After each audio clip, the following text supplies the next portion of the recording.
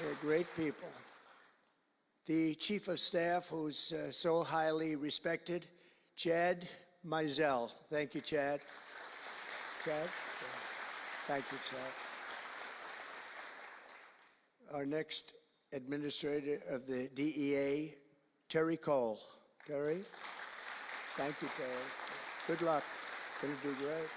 Senior counsel to the Assistant Attorney General for Civil Rights. Boy, I've been watching him on television last couple of weeks. He is really a tough one, and he's a great one. Leo Terrell, you watch how good he's going to be. He's going to be so good. Thank you, Leo. Great guy. Assistant Attorney General of the Antitrust Division, who's got an incredible reputation. She'll do very, very well. Gail Slater. Thank you, Gail. Good luck. Great job.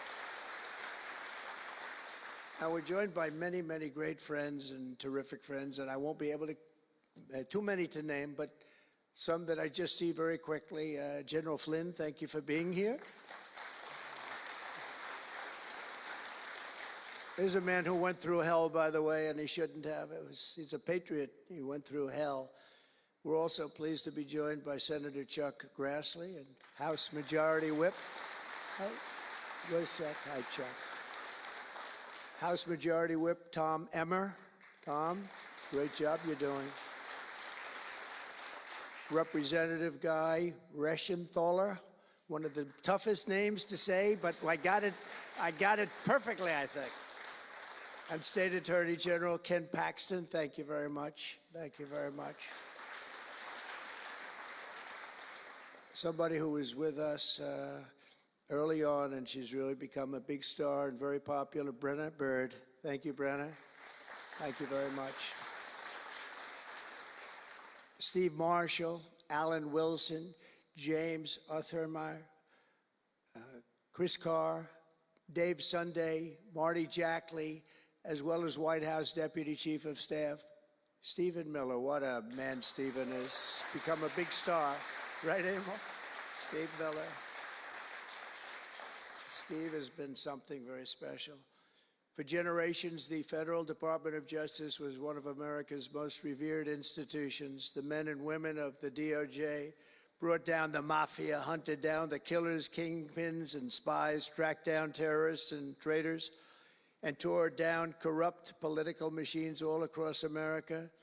This department commanded the respect and admiration of the entire world. And with Pam and Cash and all of the people I introduced and far more, big numbers, and all of you sitting back there, I recognize so many of you. But with you leading the way, it'll soon be the most admired and most respected of all. You're going to be more respected, and I really believe that there's also a lot of things to solve, a lot of problems to solve. But that's going to put you in the upper tier and maybe the top tier, and I believe that's going to happen. I'm so proud of the people in this room. But first, we must be honest about the lies and abuses that have occurred within these walls. Unfortunately, in recent years, a corrupt group of hacks and radicals within the ranks of the American government obliterated the trust and goodwill built up over generations. They weaponized the vast powers of our intelligence and law enforcement agencies to try and thwart the will of the American people. You remember the 51 intelligence agents that said, as an example, that Hunter Biden's laptop from hell came from Russia when they knew it came right from his bedroom. They knew that. It was a big lie, and they knew it so well. They spied on my campaign, launched one hoax and disinformation operation after another, broke the law on a colossal scale, persecuted my family, staff, and supporters, raided my home, Mar-a-Lago, and did everything within their power to prevent me from becoming the President of the United States. With the help of radicals like Mark Elias, Mark Pomerantz, and these are people that nobody's ever seen anything like it. So many others, but these are people that are bad people, really bad people. They tried to turn America into a corrupt, communist, and third world country.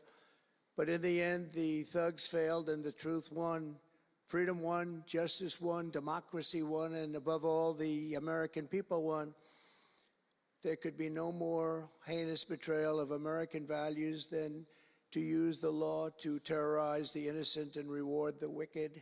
And that's what they were doing at a level that's never been seen before. And it's exactly what you saw with Joe Biden, Merrick Garland, and their cronies to do the building of the last 4 years. They ripped, what they've ripped down is incalculable. But what you're going to build up is likewise something that will be breaking all sorts of records.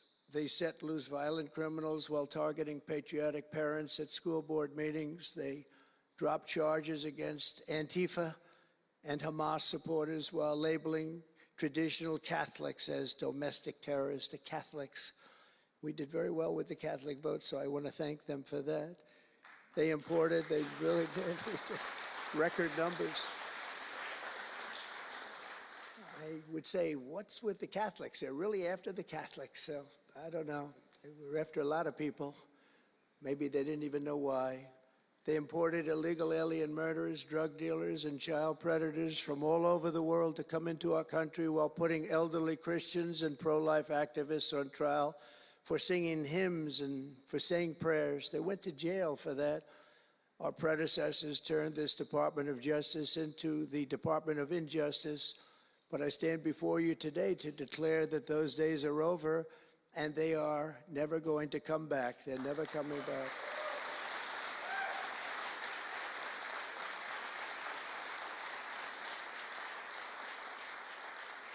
So now, as the chief law enforcement officer in our country, I will insist upon and demand full and complete accountability for the wrongs and abuses that have occurred. The American people have given us a mandate like few people thought possible. We won every single swing state. We won the popular vote by millions and millions of people. We won districts, 2,750. Think of that, 2,750 districts compared to 505. So we won it at levels that have, I don't believe, ever seen before. That's the one where you see the map of the United States and it's all red. Red for Republican, not for communist. Red for Republican. They would like it to turn red for communist, but it didn't work out that way. The American people have given us a mandate and really just a far-reaching investigation is what they are demanding into the corruption of our system. And that's exactly, I'm sure, what Pam and Cash and everyone else mentioned here and not mentioned is going to be doing. We will expel the rogue actors and corrupt forces from our government. We will expose and very much expose their egregious crimes and severe misconduct, of which was levels you've never seen anything like it. It's going to be legendary. It's going to also be legendary for the people that are able to seek it out and bring justice. We will restore the scales of justice in America, and we will ensure that such abuses never happen again in our country. And that's why on day one I signed an executive order banning all government censorship and directing the removal of every bureaucrat who conspired to attack free speech and many other things and values in America. My administration stripped the security clearances of the disgraced intelligence agents who lied about Hunter Biden's laptop from hell. We revoked the clearances of deranged Jack Smith, Alvin Bragg, Letitia James, and the crooked law firms that aided their partisan persecutions. And I went through it. These are state and city courts, and the corruption is unbelievable. We also terminated the clearances of the Biden crime family and Joe Biden himself. He didn't deserve it. In fact, he was essentially found guilty, but they said he was incompetent, and therefore let's not find him guilty, I guess. Nobody knows what that ruling was, but I didn't want any part of it. I think I would have rather been found guilty than what they found with him. They said he didn't know what the hell he was doing, and therefore he's let him go. I said, you know, I'd rather be convicted, Pam, I think, than that. That was not good. I said, please convict me, don't say that. I pardoned hundreds of political prisoners who had been grossly mistreated. We removed the senior FBI officials who misdirected resources to send SWAT teams after grandmothers and J6 hostages. And it was a great honor for me to fire, I will tell you this, a great honor to fire James Comey. A great, great honor. That was nothing, there was no better day.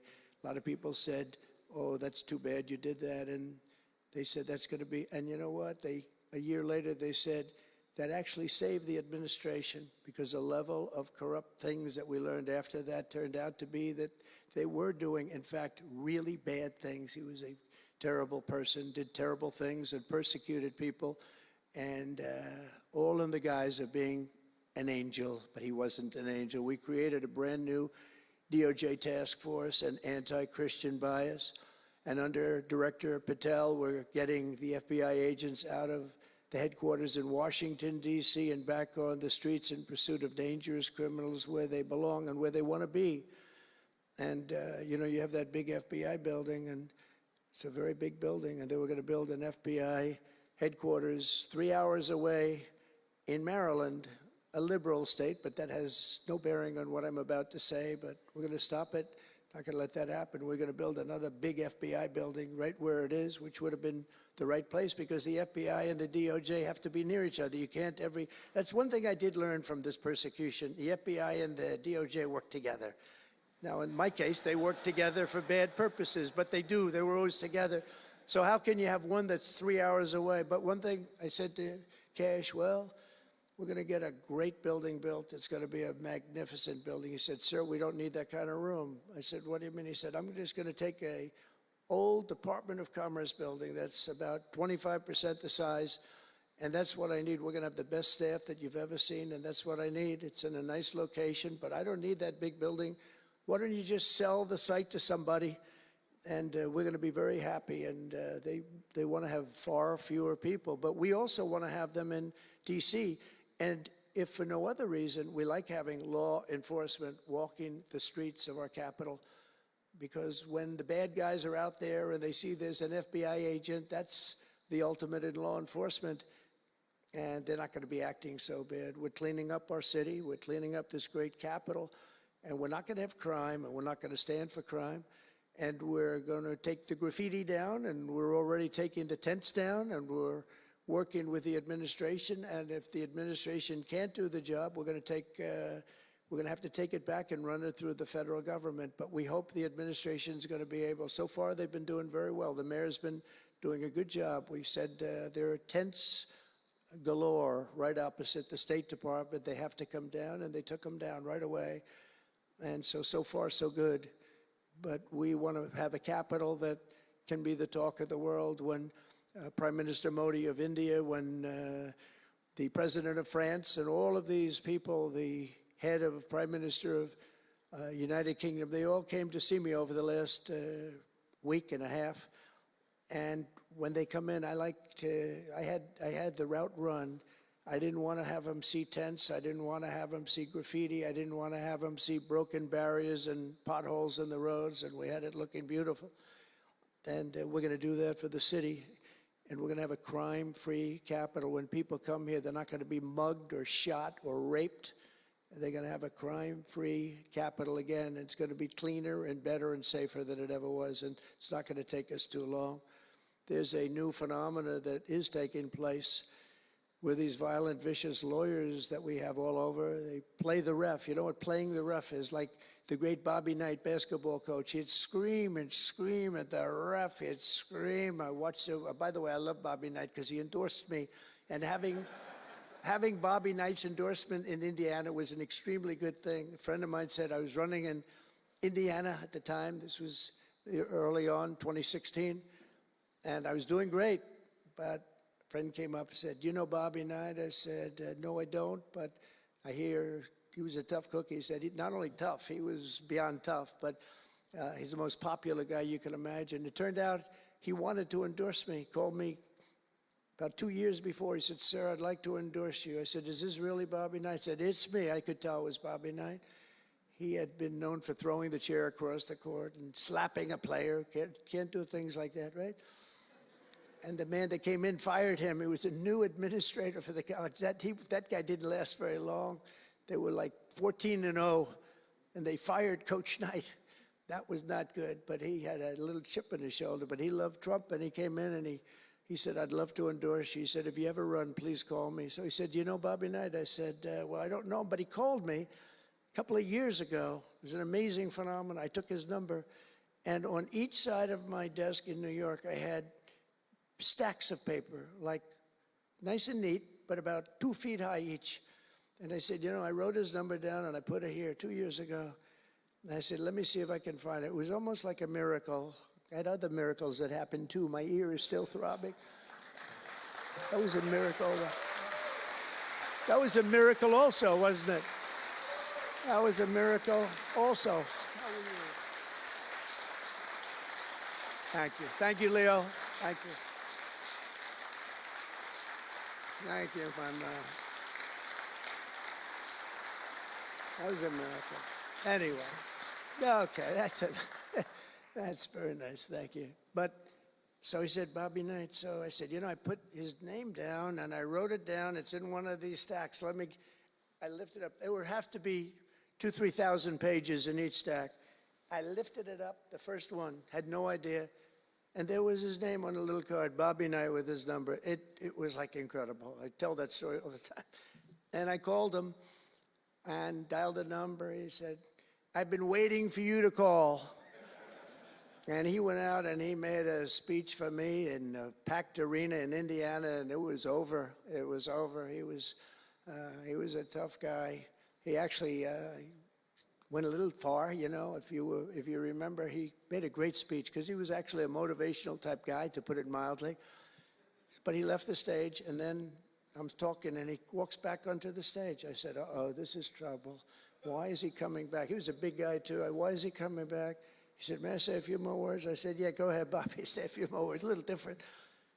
And he said, and let me tell you something about this guy, Trump. This guy, if he has to, will use the nuclear weapons that we have. He will use he has no fear. He's going to use, and that's the kind of guy. And he walked off the stage. I said, I think I'm in big trouble, Pam.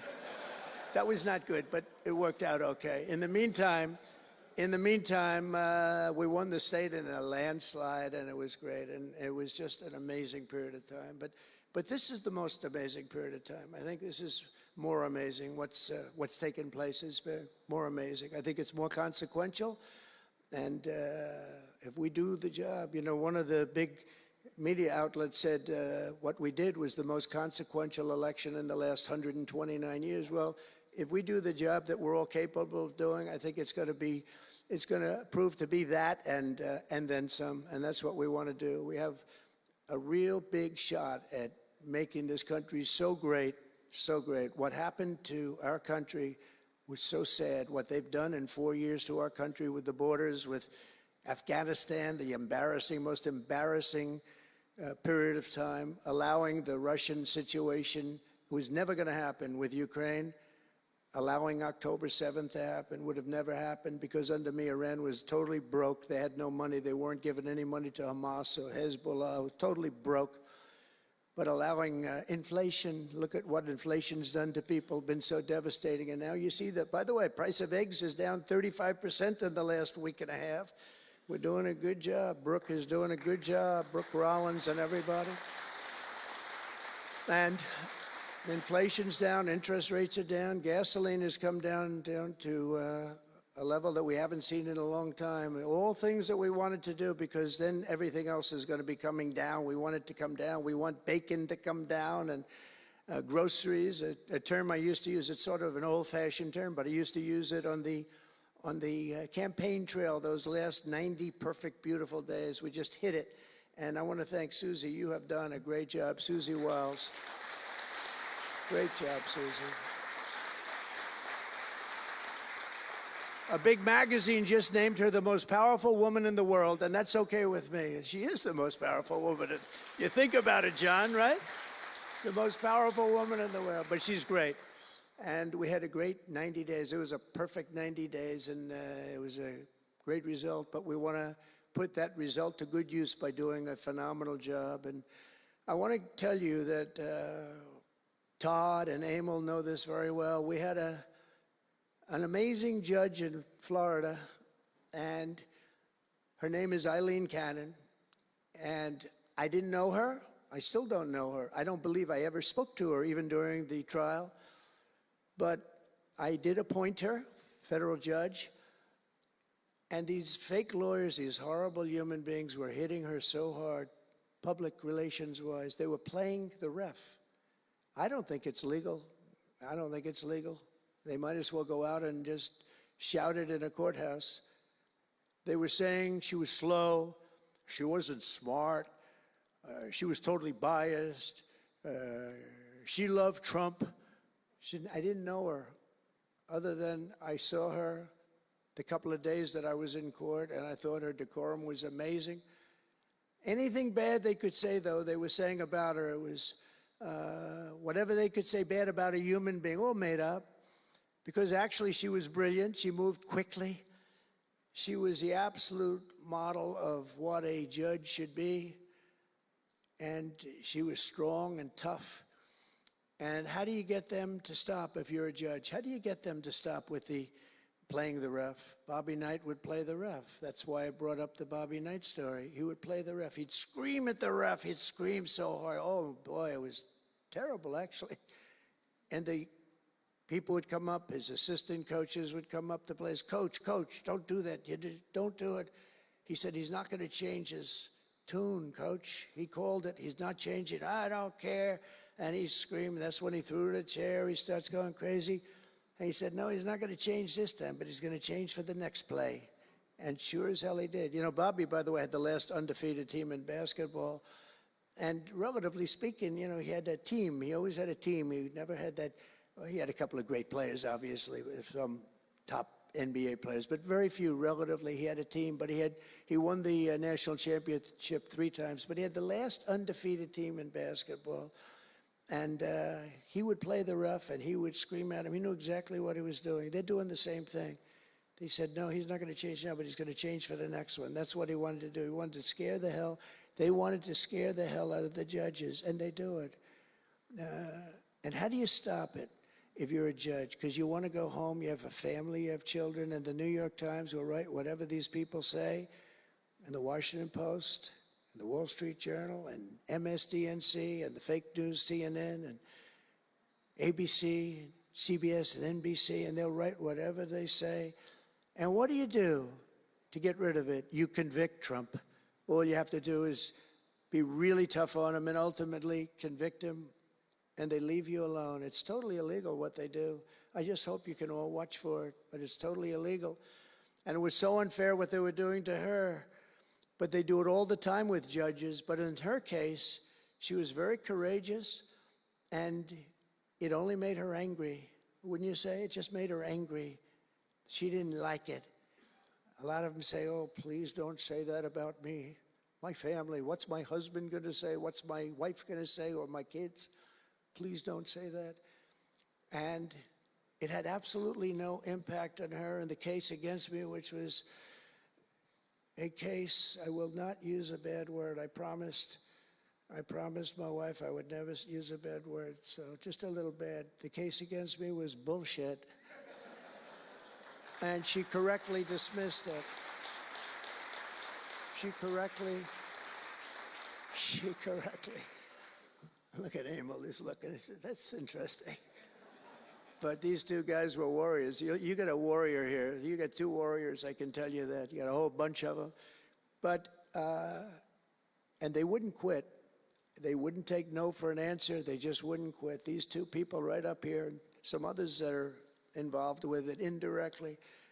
And what the lawyers do is they're doing it to the Supreme Court justices, hoping that they'll be overcome by the horrible things they say about them. They say things about Supreme Court justices and judges that are just horrible. They're playing the ref. Remember the way they treated Justice Thomas and Justice Alito and Justice Kavanaugh, Justice Gorsuch. Chief Justice Roberts gets treated unbelievably badly, and they're hoping that they can sway them to go along because, again, what do? They're humans. You know, like it would be wonderful if everybody was just a perfect computer machine.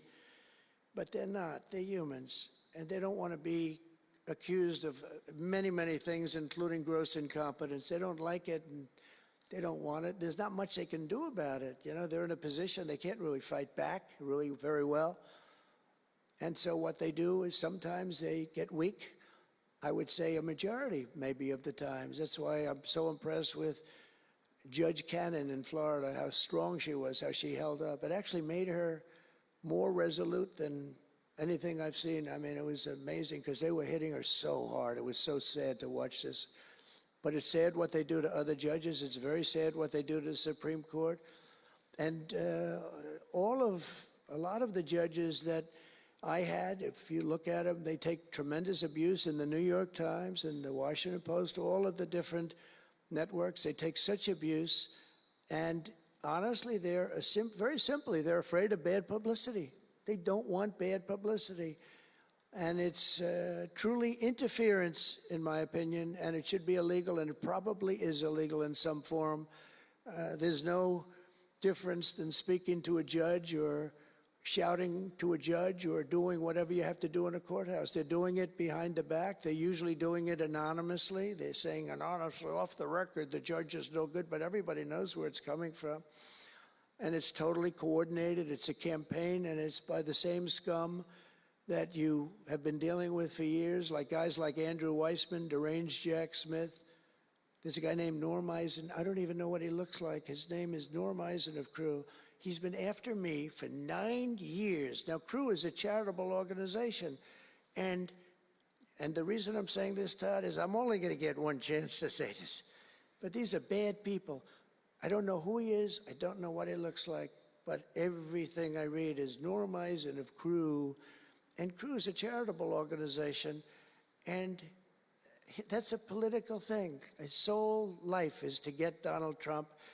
And he's been vicious and violent, and he's trying, and he probably had pretty good success over the years. But with me, how did he do? I think I'm president. Am I here because I'm president? But we had to take all of that abuse. Even during the trials, we had to take tremendous abuse. Like, you know, these wonderful guys, they're not legitimate people. They're horrible people. They're scum. And you have to know that. And you're going to have these cases where you can't allow yourselves to be deflected. You just can't let it happen. You have such a higher calling. And I believe that CNN and MSDNC, who literally write 97.6% bad about me, are political arms of the Democrat Party. And in my opinion, they're really corrupt and they're illegal. What they do is illegal. It makes no difference how big a victory I had. I can have the biggest victory in history. It makes no difference what kind of a failure the other side has. These people are going to go after me. And I said it during the big speech on Tuesday night. I said about Democrats, and I don't like that. I have great respect, by the way, for what Schumer did today. He went out and he said that I'm going to have to vote with the Republicans because it's the right thing to do. I couldn't believe what I heard. But, you know, I think he's going to get some credit for it. I think. Let's see what happens tonight with the big vote as it comes. But these networks and these newspapers are really no different than a highly paid political operative. And it has to stop. It has to be illegal. It's influencing judges, and it's really changing law, and it just cannot be legal. I don't believe it's legal. And they do it in total coordination with each other. And everything we do, we're restoring law, restoring order, and restoring public safety in America. That's what we want to do. And we're bringing honor and integrity and accountability back to the highest levels of the FBI, DOJ, and throughout our government. We're bringing our country back faster than anyone ever thought possible. We're working so hard at doing it. And we want fairness in the courts. The courts are a big factor. The elections, which were totally rigged, are a big factor. We have to have honest elections. We have to have borders. And we have to have courts and law that's fair. Well, we're not going to have a country. Crooked Joe Biden got us into a real mess with Russia and everything else he did, frankly, but he didn't know about it. And he, generally speaking, signed it with auto pen. So how would he know? That auto pen is a big deal. I don't know. You know, they're having who's who's doing this? So when my people come up, Will and all of the people, Steve, they come up and, sir, this is an executive order. They explain it to me, and 90% of the time I sign it, 99% of the time I say do it. But they come up and I sign it. But you don't use auto pen. It's number one, it's disrespectful to the office. Number two, maybe it's not even valid because who's getting him to sign? He had no idea what the hell he was doing. If he did, all of these bad things wouldn't be happening right now. But we're going to get you back into a great position, and we've already started. They say that we had the most successful first month of presidency. It's not a long time, but it's still a lot.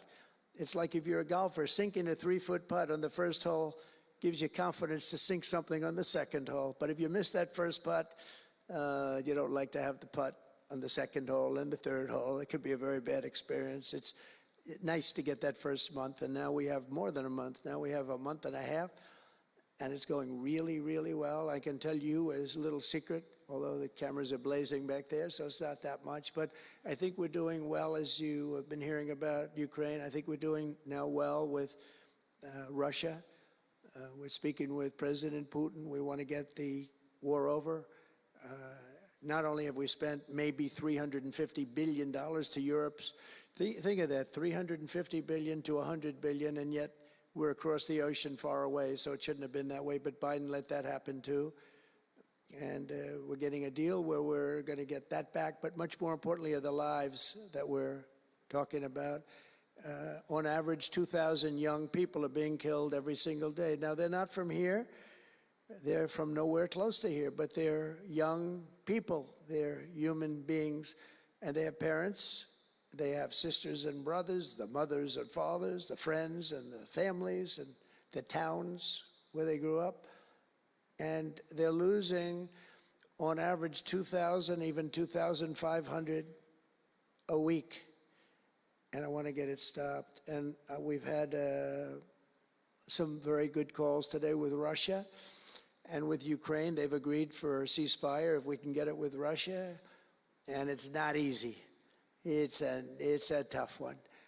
But I think we're doing it. And as the Secretary General said yesterday of NATO, a terrific guy, he said without Trump, we wouldn't be talking about it. It would just go on for years, and millions more people, millions of people have been killed, but millions more people would be killed. And he said it was a great honor. Without me, it would just keep going on. We're looking for the ceasefire now with Russia, and we've had some very good talks about it. We've had some very good responses. And I can tell you that there was a case where there would have been no war if I were president, and it's just 100% would not have happened, would never have happened. I used to speak to President Putin a lot about it. I said, don't do it. Don't do it. I won't tell you what the consequence was. I won't tell you what he said. But if he believed even 5% of what I said, then he would say, I'm not going to do it. And I think he did. But we had a good relationship, and we had a professional relationship, and his respect for this country. And I think we've had some very good results. So, I haven't been able to say that to anybody else. I haven't wanted to say it until just before I came here. I got some pretty good news. So, but we have to see what happens. It's still a long way to go. The fighting is unbelievable. Russia has a large group of Ukrainian soldiers, as we speak, surrounded and in grave danger. They've been able to surround them. They're in grave danger. Biden should have never let this war happen. First of all, you don't want to pick on somebody that's a lot larger than you, even with the money. There's a lot of money that we gave them and a lot of equipment. We make the best military equipment in the world, but even with all of that, it's unbelievable. Right now, you have a lot of Ukrainian soldiers that are encircled and in grave danger, and I've asked them not to kill those soldiers, please, not to kill those soldiers. We don't want them killed. It's such a shame to see what's happened. A thing like that would have never happened. Inflation would have never happened. October 7th would have never happened. Israel, Iran had no money. They were totally broke. Think of it. They had no money to give to anybody. They were totally broke. And within a short period of time, as soon as Biden came in, he took out all the sanctions. In China and everybody else that wasn't buying oil from Iran was buying it at levels that they never spent before. And it was a sad thing. And if you look at Afghanistan, that was probably what got Putin started, because when he looked at how horribly we looked, I think the most embarrassing day, not that we got out, because we were getting out. I would have been out faster than them. I was the one that got it down to the right level. But we would have kept Bagram, the big Air Force base. We would have kept it. Right now, China occupies Bagram. And the reason we would have kept it is because they were 1 hour away from where China has and builds its nuclear missiles and weapons. And they gave that up. At the dark of night, they left the lights on, and they left the dogs behind, by the way. A lot of people say, what about all the dogs? They had a lot of dogs, and they left the dogs behind. And what a shame, what a shame. The way we got out, I think it was the most humiliating time in the history of our country. The way it happened, not that we were getting out, because we wanted to get out, but we would have gotten out with dignity and strength. And what a difference a rigged and crooked election had on our country when you think about it. And the people who did this to us should go to jail. They should go to jail. So I just want to say God bless America, because we have to say God bless. We're lucky we're still here, frankly. And this whole thing could lead, I think we have it, but this could lead to World War III very easily. Could very easily lead to World War III, but I think we're in pretty good shape, a lot better than we were before we got involved, that I can tell you. That was heading into World War III territory, and that would have been a war like no other because of nuclear weapons and other types of weapons that people you don't even want to know about. But as many of you do know, well, we're focused on persecuting, and these people were really focused on persecuting Republicans. The last administration presided over the worst increase in violent crime in our country in many, many decades. We had levels of violence and crime, and a lot of it had to do with the illegal immigrants that came in. Remember when I used to complain about it? Because I knew how tough they were, how mean they were. And they said, no, people that come into our country are all wonderful people. No, they're not wonderful. These are stone cold killers. These are killers they make our killers look nice by comparison. They make our killers look nice. These are rough, tough people with the tattoos all over their face. Historically speaking, I don't want to discriminate against anybody, but historically speaking, they're not going to be the head of any major bank that we know of. These are rough people. These are rough killer people, and they allowed them in by the millions. In major cities like New York, Chicago, and Washington, mothers can't walk their children to the park without fear of being shot or killed or raped or anything. Women can't ride the subway without worrying that a hoodlum will shove them onto the train tracks. In New York, it's happened twice in the last couple of weeks. They're standing there, a perfect Wall Street gentleman in one case, and another person who was a worker, good worker, electrician, gets pushed into a train going 45 miles an hour just prior to the train, not stopping, going to go through that. So I know the stations very well. I used to take the subway. I used to feel safe. When I was young, my parents would drop me off at the subway. I'd take the subway to my school. Can you believe it? Today, they wouldn't be doing that. And we want to get a country back maybe where you can do that again, Pam. But it's so sad to see what's taking place. Under the Biden regime, average monthly homicides increased by 14%. Property crime rose tremendously. Violent crime went up at least 37% that they know of. Rape soared by 42%. Car theft rose by 48%. And robberies surged to 63 to 100%. They don't even know what the number is. And I have no higher mission as President of the United States than to end this killing and stop this law-breaking and to making America safe again. And that's what you're all about in this room. We want to protect Americans, and we protect everybody that's in our country, American or not American. We want to have a safe and proud country. We're joined today by dozens of police officers, sheriffs and sheriff's deputies from all across the country. My message to these law enforcement heroes is simple. With me in the White House, you once again have a president who will always have your back, will always have your back.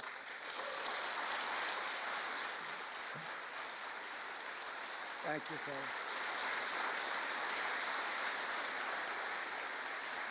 Thank you. That's a lot of good-looking people. I will tell you, I feel safe. I'm glad you're in the room. I feel even safer. It's a lot of great people. On day one, I signed an executive order directing Attorney General to ensure that anyone who murders a police officer immediately, with as fast a trial as we can have, gets the death penalty.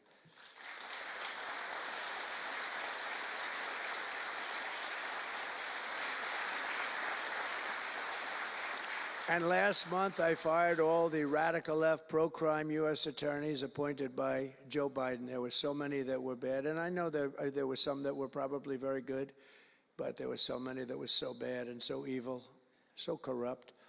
Instead of having Marxist prosecutors who want to put police officers in handcuffs and go after a police officer rather than a criminal, I appointed patriotic, tough-on-crime warriors who will partner with police to put dangerous offenders behind bars, put them in jail. We're fully reviving 1033 program to provide state and local law enforcement with surplus military equipment, that we have so much of it. I did it in my last administration, and I remember Obama wouldn't do it. He wouldn't do it before me, would not do it, because he thought it made them look too strong, too military. I said, no, that's what I want them to look like. I want them to look strong. And it was protective, defensive equipment. We had billions of dollars. I gave it out, and now I'm going to have a chance to give it out again. They didn't want to do it with Biden, and Biden didn't know why. I didn't, if they would have asked him, he wouldn't have been able to answer the question. He could never answer a question. They said my press conference yesterday was longer than all of Biden's press conferences put together for the last 4 years. And I don't know if that's true, but it was close. And perhaps most importantly, we're securing our border and repelling the invasion of America. We have, you see the numbers have come down, so, and Tom Homan and Christie have been incredible. Christie Noem, Secretary, she's done great, and Tom Homan is, I don't know if Tom Homan's here, but wherever he may be, I think he's chasing people out of our country. If he was here, I'd almost be disappointed. What are you doing, Tom? But he's a fantastic guy, and he's a brave guy.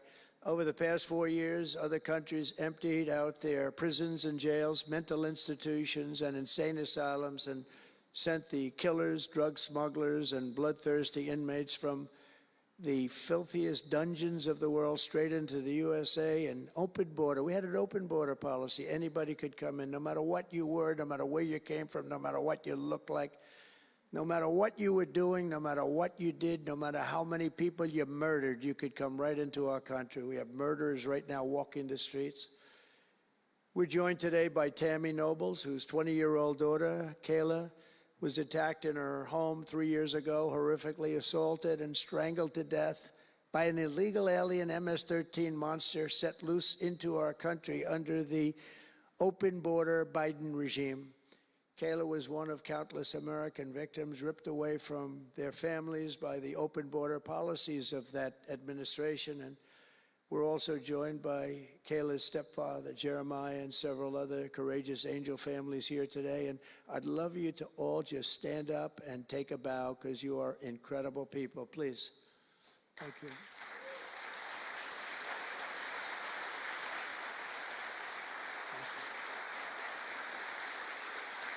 Thank you.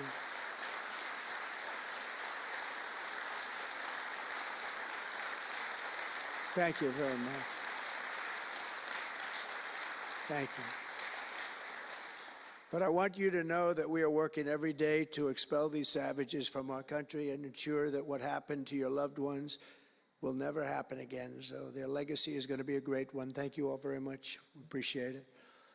On day one of my administration, I declared a national emergency on our southern border. In our first full month in office, we achieved the lowest level of illegal border crossings ever recorded, okay? Even lower than 4 years ago.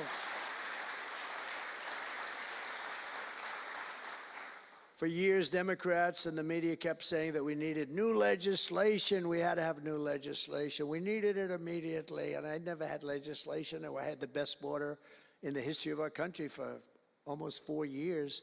And by the time I got out, we had the lowest numbers ever. My favorite chart of all time was brought down that day. And on that chart said we had the lowest numbers ever. But it turned out that we really didn't need new legislation. All you needed was a new president.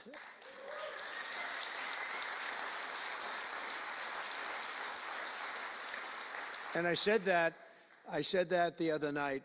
That's all you needed was a new president saying, close the borders, because the Border Patrol is unbelievable, ICE is unbelievable, and all of our law enforcement is just incredible. All of you guys are amazing, and the people of our country respect you and they love you, and a lot of times you don't hear that because you have to listen to the fake news back there, but they have great respect for you, so I just want you to know that. And you know, that includes our fire departments too. They don't get spoken about enough. You know, they go into some of the areas I read where they're shooting them off ladders. Can you believe it? They go up to put out a fire, Leo, and they go and they shoot them off a ladder. It's just unbelievable. These firemen and women are incredible. So I want to put them in the same category because they're just incredible. I also like that the fact they voted for me like at 94%. So I have to mention them. I have no choice, right? But the truth is they're phenomenal people. The law enforcement, fire, everybody, they're phenomenal. Basically first responders, because that's what they are. They're first responders. And we're ending the migrant occupation of America. And what we're doing now is we're liberating our cities and our suburbs and our towns. And you see a big difference. I'm getting calls all the time from even leaders of other countries saying, sir, the whole world feels liberated now. It feels like there's a light over America, but there's a light over the whole world. I hear that so much. It's so nice to hear, too. And I feel it. I mean, I feel it. I look at it. I see the polls. I don't know if the polls are right, but they're certainly very good. I'll take them right now. It's amazing, amazing what's taken place in such a short period of time. Really 6 weeks, but it's longer than that. It's really November 5th. I think that hopefully will go down, if you do your job great, it'll go down as the most important day, one of them at least in the history of our country. You know, July 4th was pretty, 1776, it was pretty important too.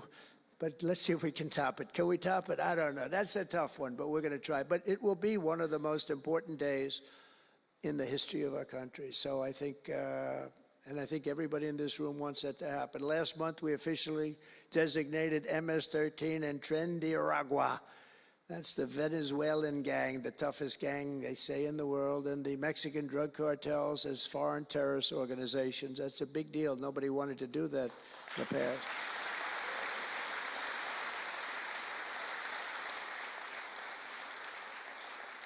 And by the way, we've caught hundreds of them, the Venezuelan gang, which is as bad as it gets, and you'll be reading a lot of stories tomorrow about what we've done with them. And you'll be very impressed, and you'll feel a lot safer, too, because they are a vicious group. They went into Colorado. They took over areas of Colorado. They sort of were like me. They were in the real estate business, but they didn't go out and get financing. They just took over a building and kept it. And they said to the tenants, get the hell out of here. One man called the police, and they cut off his fingers. And they say, you call again, your other fingers, and you call a third time, and you're dead. These are tough people and bad people, and we're getting them out of our country. And some are so bad, we don't want to get them out. We have to put them in jail because we don't want to even take a chance that they can come back. Thanks to our efforts, Mexico recently handed over 29 of the biggest cartel leaders, including the depraved kingpin charged with the 1985 murder of DE agent Kiki Camarena. And that was a big deal, if you know. They've been looking for this person for years, many years, and we got him. This evil killer will be now prosecuted to the fullest extent of the law, and we know that, well, let's put it this way, I have to be nice, it's a very strong case. We're stopping the criminals pouring across our borders at record levels, and we're also stopping the massive quantities of deadly drugs. In 2023 alone, drug overdoses killed more Americans in 12 months than they did during the entire decade between 1980 and 1990, so 10 times more, but it's much higher than that.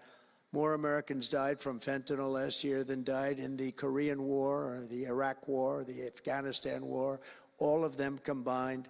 That's why I've placed large tariffs on Mexico, Canada, and China, and they will remain in place until these deadly poisons stop pouring into our country. And I will tell you, as soon as I put on the tariffs on Mexico, Canada, and China, unbelievable results have been seen in the last few weeks.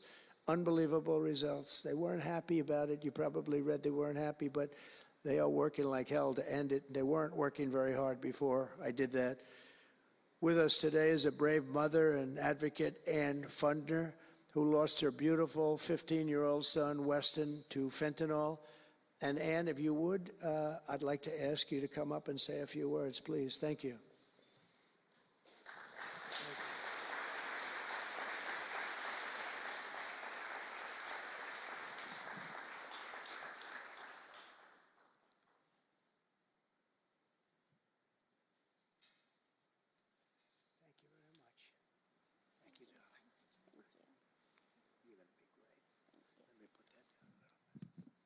Thank you.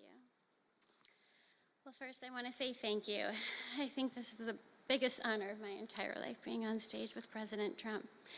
But I want to tell you a little bit about my son, Weston, who absolutely loved President Trump. He had a beautiful Trump 2020 flag hanging in his bedroom, and he had it on the beach one day, and we took a picture, and it became our 2020 Christmas card with the most perfect slogan for President Trump: peace on earth. But what happened in the next 4 years would be devastational to our country and our safety of our children. And in 2022, Weston lost his life, a freshman in high school at the age of 15, from a single pill that took his life. The cartels were allowed to operate on American soil and took hundreds of thousands of American lives. And so we knew there was only one person that could save us from the devastation on our American soil, and that was President Trump. And so in 2024, we did the best thing that we could do to keep America safe again, and we elected President Donald J. Trump. Thank you. Thank you. Thank you.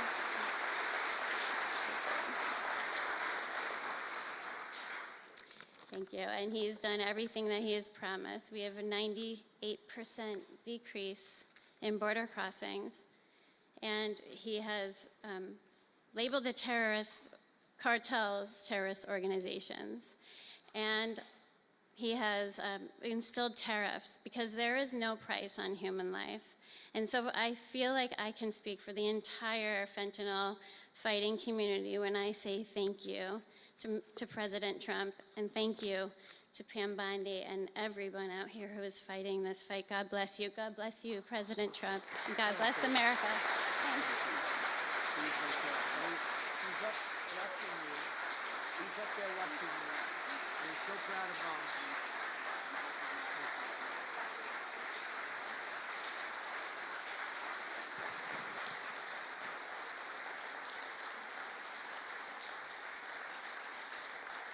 Thank you, Ann, very much. Weston is, I just said to Ann, Weston is up in heaven watching his mom, and he's so proud of you. He's so proud of you. Thank you. We're also joined today by a number of other American families who have lost loved ones to fentanyl, and I'd love you to just stand up for a second, and we want to acknowledge you, and also your daughters, your sons. They're looking down on you, and they're loving you like crazy. So thank you very much. Thank you. Thank you. Thank you. This department will not rest until we have ended the fentanyl epidemic in America once and for all. In less than 2 months since I took office, the DEA and FBI have seized nearly 1 million deadly doses of fentanyl, and that's just the beginning. At my direction and working with Pam and everybody else, we've launched an all-out war on fentanyl traffickers, and it's a war that we're going to win. We're going to win this war. I spoke with the president of Mexico, very nice woman, very fine woman, and I said, let me ask you, you're sending a lot of drugs into our country. We're not liking it at all. Can't do that. But I said, is Mexico, does it have much of a drug? She said, no, we're not a consuming nation. I thought it was an interesting term. And I said, why? And which I've heard also, by the way, they're not a consuming nation. They distribute, but they don't consume. But I said, why are you not a conservative? Well, we're very close with family. I said, so we're very close with family too. I mean, our families are being devastated and we're just as close. Why else? She said, well, we spend a lot of money on advertising saying how bad drugs are. They're very rough ads. They show the skin falling off and the teeth falling out and going blind and losing hair and everything that these things do. You look like you just came out of a horrible concentration camp. And she said it was, they're rough ads. And it's not often that I feel I've learned something from a phone call, because I've had a lot of phone calls over my life. But I realized right then and there what a great idea that is. And we have hired Susie, a great person who did a lot of our campaign work. And we've come up with an advertising campaign that's, I think, really incredible. More than anything else, it's terrible to watch. Terrible to watch. It's the only way it's going to work. And I would be, because we got the numbers down, 18% would have a blue ribbon committee headed by the First Lady of the United States, who everyone loves, and some of her friends. And, you know, they work so hard, but it's a tough deal. They're dealing with very smart and very vicious people. You know, some of those businesses, those cartels are run better than any business in America. They say they're run incredibly, not just here, all over the world. They're run like a major business, but in many cases better. And I said, we got it 18% down. Well, 18% is incredible. It's like a record, but when you think of it, it's not very much. And the way you get it down, if you want to get it down to close to 100%, is with the death penalty. But I think maybe America is not ready for that. China has a death penalty. Singapore has a death penalty. Various places have the death penalty. Wherever you have the death penalty, you don't have drugs. But I just don't know if this country is ready for it. So I tell people, and it's always an option, but I don't know. I just don't know if you're ready for it, and that's okay. It's nothing you can do. But what we're going to do is we're doing this campaign, and I think we can get it down 50% with this campaign, because when people see all the horrible things that these drugs do to you, we're especially focused on fentanyl. When they see all of the horrible things that happen when you take drugs, how you look, you lose your look. Everyone's vain. They don't want to lose their look. The look is so important. And I think when they see these things, they may say, you know what, I'm going to take a pass. But there is big danger. Pam and I were talking about it before. A lot of people are taking fentanyl and not even knowing. They think they're doing something else, or maybe taking another drug, but at a much lower level. And they die. You can put on the pin, think of this, the head of a pin, fentanyl, and it's too much, and it will kill the strongest person in the room. And it's amazing. But we're going to do this campaign. It's going to be launched fairly soon, Susie. And I think it's going to have a big impact. I think if we got it down by another 30, 35 points, and I really believe we can. I think that's an incredible idea. So I thank the President of Mexico, actually. It was a call on tariffs, and we talked about drugs. And she gave me an idea that I think will be very successful, and based on what I saw, it's going to be amazing. Under our leadership, this department is once again laser focused on protecting the American people. We're defending our borders, our streets, our children, and our good, really God-given, this is God-given rights and liberties once and for all. We're going to defend our country, and we're going to defend our rights. Etched onto the walls of this building are the words English philosopher John Locke said, where law ends, tyranny begins. And I see that, and I saw it over the last 4 years when somebody was allowed to attack viciously with this department and the FBI his political opponent. How did that work out? Didn't work out too well, but it wasn't pleasant. It wasn't pleasant. I was attacked by a political opponent, and probably it helped that I was attacked more than anybody in the history of our country. Alphonse Capone, the great Alphonse Capone, legendary, Scarface, was attacked only a tiny fraction of what Trump was attacked. And maybe it worked out well. I don't know. If I had to give it up, I probably wouldn't, but only because I've gone through it. But I wonder what the difference would be. Maybe they helped get me elected by those margins, the big mandate that we received. But you can't go after your political opponent. Nobody's ever seen anything like it, actually.